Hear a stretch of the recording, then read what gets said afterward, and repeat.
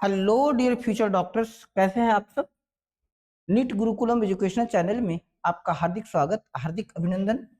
आज हम लोग कंट्रोल एंड कोऑर्डिनेशन का सेकंड पार्ट समझने जा रहे हैं और कल हम लोग बात करेंगे केमिकल कोऑर्डिनेशन की बात करेंगे। चलिए समझते हैं। आज हम लोग पढ़ेंगे ह्यूमन ब्रेन, इसके part fore brain, mid brain, hind brain, इसकी कुछ structure cerebrum, thalamus, hypothalamus, cerebellum, pons, medulla, ये सब क्या होते हैं जानेंगे। ह्यूमन ब्रेन की अगर बात करते देखिए, सबसे बड़ा पार्ट सेरिबेलम होता है, उससे छोटा पार्ट सेरिब्रम होता है, स्पाइनल कॉर्ड, यहीं पर मेडुला ऑब्लोंगेटा होता है। तो अगर सेंट्रल कंट्रोल कोऑर्डिनेशन की बात करते हैं तो दो पार्ट होता है, ब्रेन एंड स्पाइनल कॉर्ड। चलिए आगे बढ़ते हैं। आगे हम लोग समझते हैं क्या कह रहा है ह्यूमन ब्रेन। सबसे पहले प्रोटेक्शन एंड ग्रॉस डिवीजन की बात करते हैं। Brain is housed within the cranium और bony skull, wrapped in the three layers of cranial meninges. यह जो ब्रेन है, ब्रेन की अगर बात करते हैं तो ये क्रेनियम से घिरा रहता है, क्रेनियम से घिरा रहता है, जिसको हम लोग स्कल के नाम से भी जानते हैं। ये स्कल के नाम से भी जानते हैं। बोनी होता, खोपड़ी कहते हैं, सबसे ऊपर ना हेयर है, इसके अंदर स्किन के नीचे स्कल है जो हार्ड सा दिखता है, बहुत ही टफ होता है। और स्कल और ब्रेन के बीच थ्री लेयर्स ऑफ मीनिंग्स होता है जो कुशन प्रोवाइड कराता है। सबसे बाहर का आउटर आउटर ड्यूरा मैटर होता है। दूरा पर कौन रहता है? दूरा पर सबसे टफ रहता है दूरा मैटर। दूरा मैटर सबसे टफ कोट होता है। फाइब्रस लेयर होता है, उसके बाद आर्केनोइड मैटर होता है, बीच में पतला सा आर्केनोइड मैटर रहता है।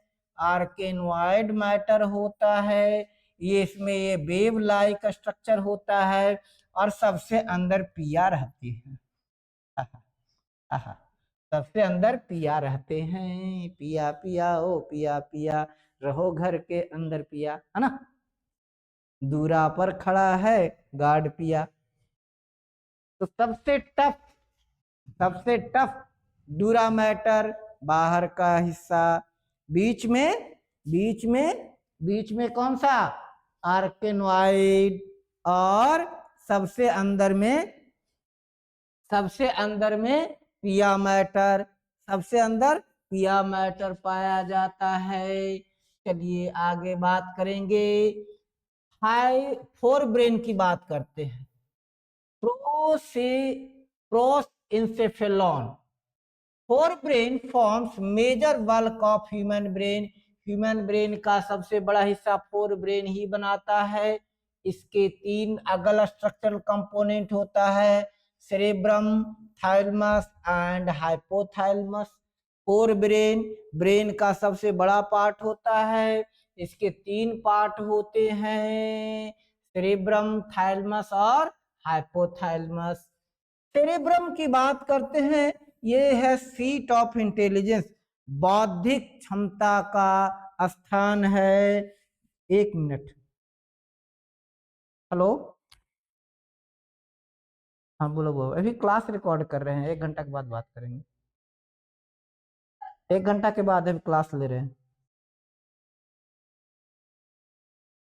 तो हम बात करेंगे सेरेब्रम, सीट ऑफ इंटेलिजेंस होता है। स्ट्रक्चर की बात करते हैं, लॉन्गिट्यूडनली दो पार्ट, दो हाफ में बटा रहता है। कौन सा?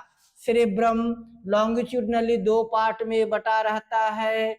लॉन्गिट्यूडनली दो पार्ट में बटा हुआ रहता है ना, दो पार्ट में बटा हुआ रहता है। और जिसको कहते हैं left cerebral hemisphere and right cerebral hemisphere. तो लेफ्ट और राइट दोनों कार्पस कोलैसम से जुड़ा रहता है। कार्पस कोलैसम से जुड़ा रहता है। जो लेफ्ट पार्ट और राइट पार्ट दोनों को जोड़ने वाला पार्ट कार्पस कोलेसम होता है। कार्पस कोलेसम लेफ्ट हेमिस्फीयर और राइट हेमिस्फीयर को जोड़ता है। काफी ज्यादा नीट इस पे ध्यान देता है। दूसरा पार्ट होता है कॉर्टेक्स, जिसको ग्रे मैटर भी कहते हैं। सेरेब्रल कॉर्टेक्स ग्रे मैटर कहते हैं। Outer folded layer covering the hemisphere looks grey. क्यों? क्योंकि यह न्यूरॉन सेल बॉडी, इसमें सोमा होता है जिसमें माइलिन शीथ नहीं होता है। तो जो ग्रे मैटर होता है माइलिन शीथ रहित न्यूरॉन से घिरा रहता है ना। ग्रे मैटर इसको कहते हैं, ये ग्रे मैटर है। ग्रे मैटर कहते हैं क्योंकि ये ऐसा न्यूरॉन होता है जिसमें माइलिन शीथ नहीं पाया जाता है। अब अगर कॉर्टेक्स की बात करते हैं तो ये वॉलेंटरली मसल्स मूवमेंट को कंट्रोल करता है, साथ ही साथ सेंसरी इनपुट्स को, विजुअल इनपुट आई को, आई के सेंसेशन को, ऑडिटरी ईयर के सेंसेशन को, ऑडिटरी टैक्टाइल इनकी सेंसेशन को रिसीव करता है।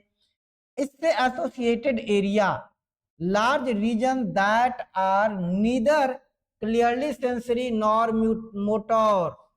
कौन सा है? Motor area. ना तो कंप्लीटली सेंसरी है और ना ही मोटर फंक्शन करता है।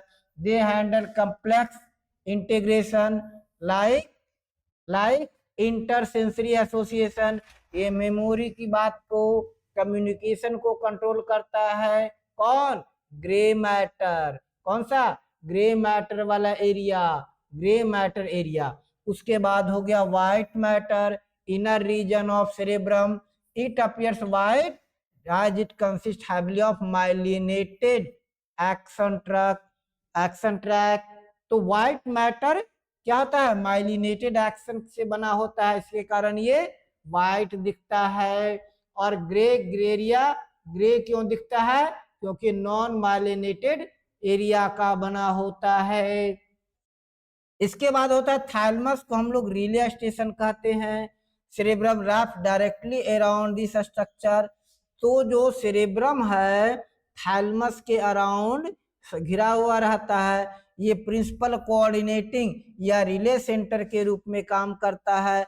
यदि कोई सेंसरी इंपल्स कॉर्टेक्स से आता है तो ये थैलमस से ही होकर जाएगा। कॉर्टेक्स तक कोई भी सेंसरी इंफॉर्मेशन बिना थैलमस को क्रॉस किए नहीं जा सकता। हाइपोथैलमस, हाइपोथैलमस को हम लोग मास्टर कंट्रोलर कहते हैं। हाइपोथैलमस बॉडी का मास्टर कंट्रोलर होता है। नियरली हर फंक्शन को कंट्रोल करता है। कहाँ रहता है? थैलमस के बेस में रहता है। थैलमस के नीचे हाइपोथैलमस रहता है। इसका कोर फंक्शन बॉडी टेम्परेचर को थर्मो रेगुलेशन कौन करता है? हाइपोथैलमस। अर्ज ऑफ ईटिंग, हंगर को हाइपोथैलमस, थ्रस्ट को हाइपोथैलमस।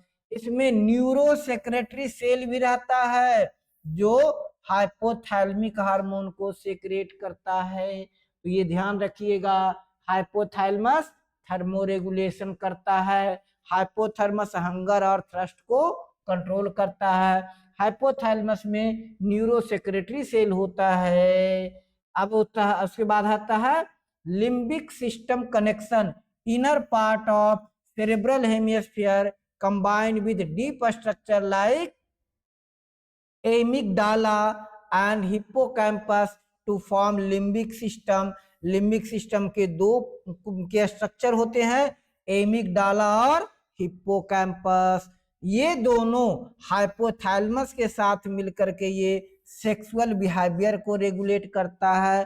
कौन? लिम्बिक सिस्टम, जिसमें आता है amygdala and hippocampus. Sexual behaviour, emotional expression यानी खुशी को, दुख को, डर को, एक्साइटमेंट को, उत्तेजना को, मोटिवेशन, ये सब कंट्रोल को इसके द्वारा किया जाता है, लिम्बिक सिस्टम के द्वारा किया जाता है। किसके द्वारा? लिम्बिक सिस्टम के द्वारा किया जाता है। इसके दो पार्ट कौन हो गए? एमिगडाला और हिप्पोकैम्पस। आगे अब मिड ब्रेन या जिसे कहते हैं क्या कहते हैं, मिस इंसेफेलॉन। देखिए यहाँ क्या है, सेक्रेशन कंट्रोल हो रहा है, मूवमेंट है, पर्सनालिटी फ्रंटल लोब कंट्रोल करता है, सेरेब्रम स्पीच को कंट्रोल करता है, हियरिंग और स्मेल टेम्पोरल लोब कंट्रोल करता है, स्पीच है ना, ये सब टेम्पोरल लोब में आता है, पेराइटल लोब लैंग्वेज को कंट्रोल करता है, इसके साथ ओक्यूपेटल लोब विजन को कंट्रोल करता है, सेरेबेलम बैलेंस और कोऑर्डिनेशन को कंट्रोल करता है। तो इसमें क्या कहता है, अब मिड ब्रेन या मेसेंसेफेलॉन, a small intermediate region located strictly between thalamus और hypothalamus, थैलमस और हाइपोथैलेमस के बीच, थैलमस और हाइपोथैलेमस के बीच का रीजन मिड ब्रेन कहलाता है। cerebral cerebral aqueduct, narrow canal passing longitudinally through the midbrain carrying cerebrospinal fluid। तो cerebral aqueduct में cerebrospinal fluid रहता है। उसके बाद आ गया कोपा क्वाड्रिगनेमिया, प्रोपा क्वाड्रिजेमिना, ये बैक पोर्शन मिड ब्रेन के बैक पोर्शन में रहता है। 4 राउंड ऑफ स्वेलिंग, इसमें 4 स्वेलिंग्स होता है, मेनली ये विजुअल एंड ऑडिटरी के लिए रिस्पॉन्सिबल होता है, विजन के लिए है ना, स्पीच के लिए ये रीजन हो गया। ये कौन सा हो गया, ओपरा क्वाड्रिग्लेमिया। आगे बात कर रहा है hind brain, rhombencephalon. Hind brain handles ही क्या है, सबकॉन्शियस एक्टिविटीज को कंट्रोल करता है, लाइफ सपोर्ट सिस्टम को कंट्रोल करता है, complex motor coordination, it comprise of pons, cerebrum and medulla. अब सबसे इंपॉर्टेंट आ गया पोन्स, ये पोन्स की बात करते हैं। थिक बैंड ऑफ फाइबर का होता है जो डिफरेंट रीजन, ब्रेन के डिफरेंट रीजन को कनेक्ट करता है। पोन्स क्या करता है, it connect different region of brain. It contains pneumotaxic center that is, ये ह्यूमन रेस्पिरेटरी सिस्टम मॉड्यूल में काफी पूछा जाता है। तो न्यूमोटैक्सिक सेंटर कहाँ होता है, पोन्स में होता है, याद रखिएगा। न्यूमोटैक्सिक सेंटर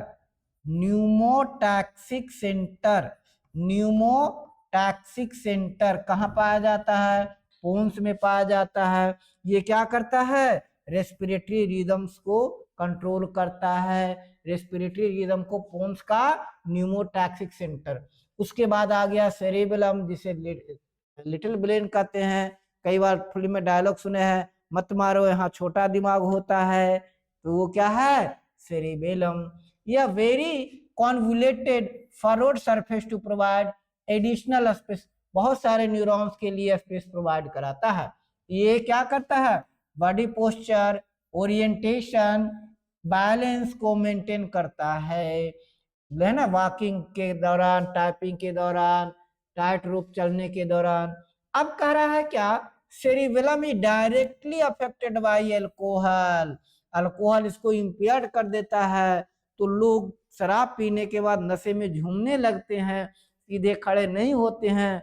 तो वो रीजन, सिर्फ इसका रीजन ये होता है कि अल्कोहल सीधा सेरेबेलम को अफेक्ट कर देता है, जिसके कारण बैलेंस गड़बड़ा जाता है, वो लिख नहीं पाते हैं, बोल नहीं पाते हैं। अब आता है मेडुला ऑब्लंगोटा, ये डायरेक्टली स्पाइनल कॉर्ड से जुड़ा रहता है। ये वाइटल रिफ्लेक्स सेंटर होता है, इसमें कोर सेंटर्स होता है जो ऑटोनोमस वेजिटेटिव फंक्शंस को कंट्रोल करता है। Respiratory centre regulate basic respiratory rhythm, तो रेस्पिरेटरी सिस्टम मेडुला ऑब्लंगोटा में होता है। कार्डियोवास्कुलर सेंटर मेडुला ऑब्लंगोटा में होता है, जो हार्ट रेट, ब्लड प्रेशर को कंट्रोल करता है। गैस्ट्रिक सेक्रेशंस का सेंटर भी मेडुला में होता है, वोमिटिंग और अदर रिफ्लेक्स को कंट्रोल करता है। Brain stem concept, brain stem क्या हो गया, मिड ब्रेन, पोन्स और मेडुला ऑब्लंगोटा, तीनों मिलाकर क्या बनाएगा, brain stem. Cerebellum brain stem से अलग होता है, ध्यान रखिएगा। सेरिबेलम ब्रेन स्टेम का पार्ट नहीं होता है। ये ट्रैप है, हमेशा फंसाने के लिए दे देगा। सेरिब्रम ब्रेन स्टेम का पार्ट नहीं होता। ब्रेन स्टेम में मिड ब्रेन, पोन्स और मेडुला ऑब्लोंगेटा होता है। ब्रेन स्टेम क्या करता है, ब्रेन और स्पाइनल कॉर्ड के बीच कनेक्शन प्रोवाइड कराता है। हाइपोथैलेमस थर्मोरेगुलेशन करता है, हंगर और थ्रस्ट को तथा इमोशनल बिहेवियर को कंट्रोल करता है। सेरिबेलम प्रेसिजन और वॉलेंटरी मूवमेंट को कंट्रोल करता है, बॉडी पोस्चर, बॉडी बैलेंस को मेंटेन करता है। मेडुला गैस्ट्रिक सेक्रेशन को मेंटेन करता है, कार्डियोवास्कुलर रिफ्लेक्स को मेंटेन करता है, रेस्पिरेटरी रिदम को मेंटेन करता है। जबकि कॉर्पस कोलासम राइट और लेफ्ट हेमिस्फीयर दोनों को कनेक्ट करता है। राइट हेमिस्फीयर और लेफ्ट हेमिस्फीयर को कनेक्ट कौन करता है, कॉर्पस कोलासम करता है। अब कह रहा है क्रेनियल मीनिंग्स की बात करते हैं। Human brain is protected inside skull, that is called cranium. ये क्रेनियम है, बाहर का हिस्सा क्रेनियम। ये देखिए क्रेनियम, स्कल, स्कल्प हो गया, स्कल बोन है ये। Beneath body skull is wrapped by 3 connective tissue, जिसे कहते हैं सेरेब्रल मीनिंग्स। 3 कनेक्टिव टिश्यू है, 1 2 3, है ना, सॉरी 1 2 3, 1 2 3। इसमें क्या है, क्या है ये देखिए। सबसे पहले ये तो वेनस ब्लड हो गया, आर्केनोइड मैटर, सब आर्केनोइड स्पेस, सेरेब्रोस्पाइनल फ्लूइड, पिया मैटर, ड्यूरा मैटर, पढ़े ना, पिया मैटर, ड्यूरा मैटर, और बीच में आर्केगोनियम मैटर। देखिए सबसे बाहर पिया mater, pia mater, pia matter के बाद आर्केनोइड मैटर और फिर ड्यूरा मैटर। ड्यूरा मैटर दूरा पर आगे है, उसके बाद दूरा पर आया पिया, दूरा पर आ रहा पिया। ऐसे याद रखिए, दूरा पर आ रहा पिया, यानी डूरा मैटर, आर्केनोइड मैटर और पिया मैटर। इसकी कंडीशन है, सिचुएशन है। 3 layers easily memorize arrangement from outside skull, क्या कहता है, डीएपी, दूरा पे आया पिया, आ रहा पिया, है ना।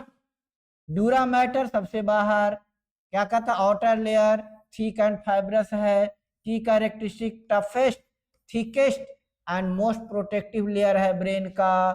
दूरा ड्यूरेबल हार्ड, ऐसे भी कह सकते हैं। दूरा हार्ड होता है, या ड्यूरेबल होता है। ये dense in elastic white fibrous connective tissue का बना होता है। ये क्या करता है, क्रेनियल बोन्स के इनर सरफेस को लाइन करता है। आर्केनोइड मैटर मिडल लेयर होता है, वेरी थीन मिडल लेयर है। ये अवेस्कुलर होता है, इसमें कोई वेसिकल्स नहीं होता है, इसमें कोई डायरेक्ट ब्लड सप्लाई नहीं होता है। ये डेलिकेट वेव लाइक अपीयरेंस होता है, जो कोलाजन और इलास्टिक फिलामेंट का बना होता है, इसीलिए आर्केनोइड कहते हैं। आर्केनोइड किस चीज का बना होता है, कोलाजन और इलास्टिक फाइबर का होता है। यानी आर्केनोइड वेव लाइक, जैसे मकड़ी का जाला बुना होता है ना, वैसे बुना हुआ रहता है। और ये आर्केनोइड मैमल्स का कैरेक्टरिस्टिक फीचर है। केवल मैमल के स्कल में, मैमल के ब्रेन में आर्केनोइड पाया जाता है। पिया मैटर, इनर लेयर, पिया matter, and inner layer which is in contact with brain tissue के संपर्क में रहता है। पिया मैटर ब्रेन के सीधा संपर्क में रहता है। वेरी थीन डेलिकेट मेम्ब्रेन होता है, बहुत ज्यादा वेस्कुलर होता है। रिचली सप्लाइड ब्लड वेसल बहुत ज्यादा सप्लाई होता है, सो दैट ब्रेन को एडिक्वेट क्वांटिटी में ऑक्सीजन और न्यूट्रिएंट प्रोवाइड कराए। तो करा ब्रेन को ऑक्सीजन कौन प्रोवाइड कराता है, पिया मैटर। पिया मैटर, पिया बहुत ही महत्वपूर्ण होते हैं, पिया से ज्यादा महत्वपूर्ण कोई नहीं होता। पिया ही ऑक्सीजन देते हैं, पिया ही न्यूट्रिएंट प्रोवाइड कराते हैं। It closely invest the brain dipping deep into the folds and furrow of cerebral cortex. इसके बाद आगे मेनिंजियल स्पेस और cerebrospinal fluid. Gap between the layers is functionally vital or common target for applied question. कर रहा है तब ड्यूरल space dura mater और archegonium के बीच पाया जाता है, आर्किनोइड सेल मैटर के बीच ड्यूरा मैटर और आर्किनोइडल मैटर के बीच सब ड्यूरल स्पेस होता है, इसमें सेरस फ्लड होता है। उसके बाद होते हैं सब आर्किनोइड स्पेस आर्किनोइड मैटर और पिया मैटर के बीच में, इसमें सेरेब्रोस्पाइनल फ्लूइड, तो सेरेब्रोस्पाइनल फ्लूइड किसके बीच पाया जाता है, आर्किनोइड मैटर और पिया मैटर के बीच में, जो ब्रेन को मैकेनिकल शॉक से बचाता है। ब्रेन को मैकेनिकल शॉक से कौन बचाता है, सेरेब्रोस्पाइनल फ्लूइड, जो आर्किनोइड मैटर और पिया मैटर के बीच प्रेजेंट रहता है।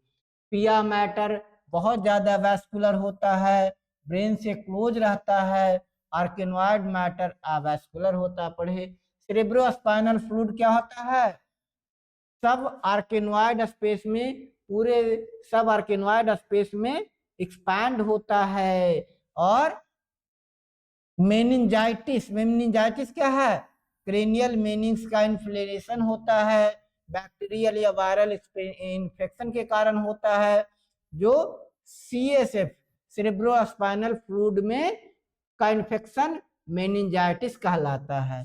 क्या कहलाता है, infection of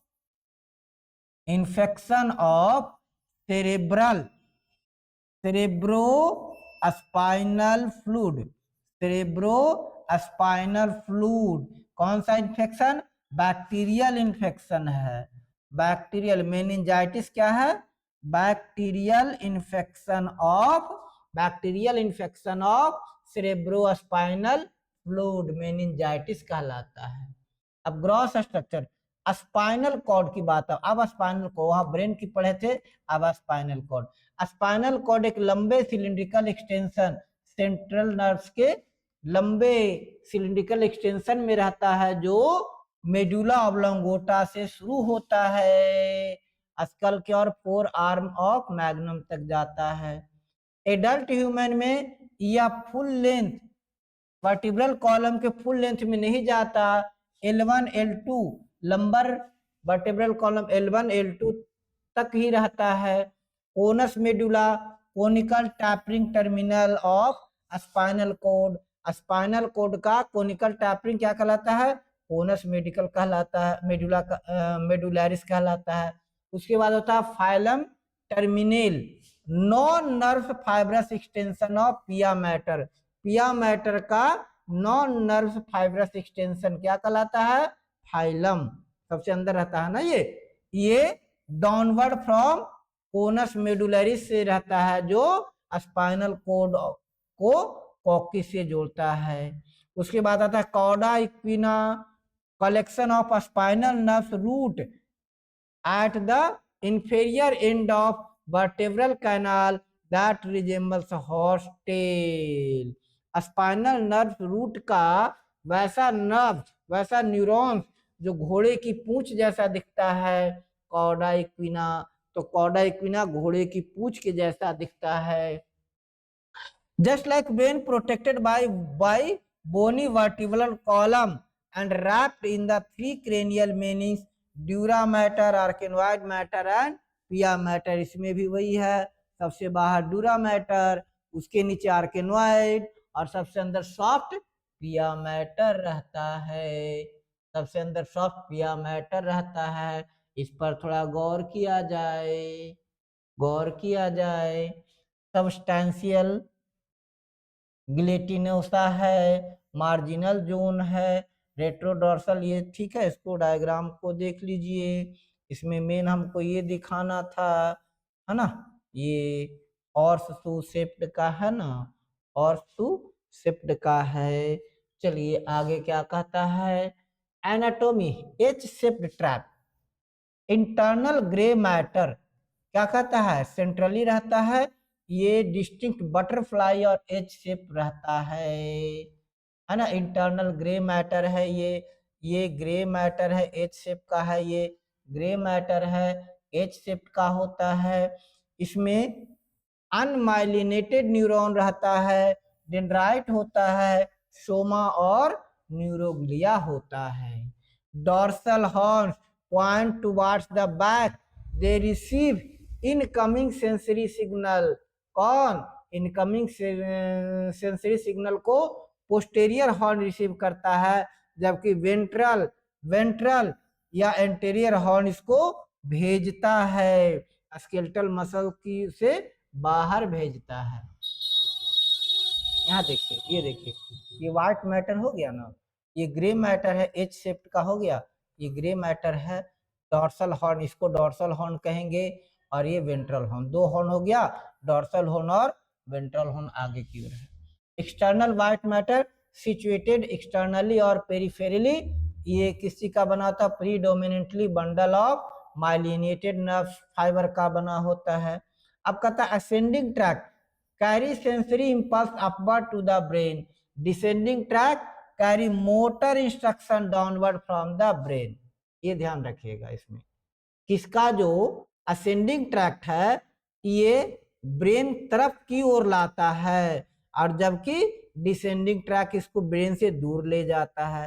central canal tiny hollow canal running down the exact center of grey matter, grey matter के ठीक बीचों बीच में, व्हाइट मैटर हो गया ग्रे मैटर, इसके ठीक बीचों बीच में क्या पाया जाता है? Central canal linked by ciliated epidermal cells and filled with cerebrospinal fluid से भरा होता है। अब रिफ्लेक्स आर्क और स्पाइनल नर्व की बात करता है। Every spinal nerve is mixed nerve containing both sensory and motor fiber. जो नर्व होता है उसमें दो चीज होता है, सेंसरी और नर्व फाइबर, मोटर फाइबर होता है। As they approach the spinal cord split into separate roots. जब ये नर्व स्पाइनल कॉर्ड की तरफ आता है अलग अलग रूट में बदल जाता है। डोर्सल रूट क्या करता है? सेंसरी नर्व फाइबर को डोर्सल हॉर्न तक लाता है। Dorsal root ganglion distinct swelling of the root that contain cell bodies of pseudo unipolar